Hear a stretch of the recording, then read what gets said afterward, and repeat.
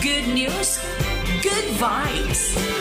Oy, para po sa ating good news, good vibes, hindi lang sa sining o sa siyensya namamayagpag ang galing ng mga Pilipino dahil po maging ang kanilang tapang at malasakit para sa kalikasan ay kinikilala po sa mundo.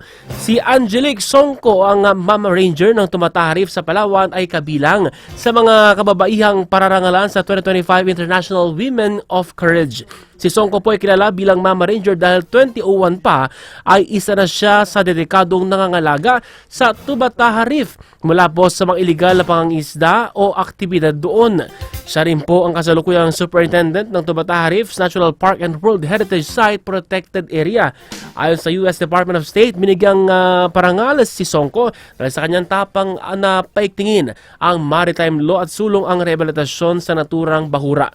Pararangalan po si Songco at ang iba pang Women of Courage mula sa ibang bansa sa Department of State na pangungunahan ni Secretary of State Marco Rubio at First Lady Melania Trump.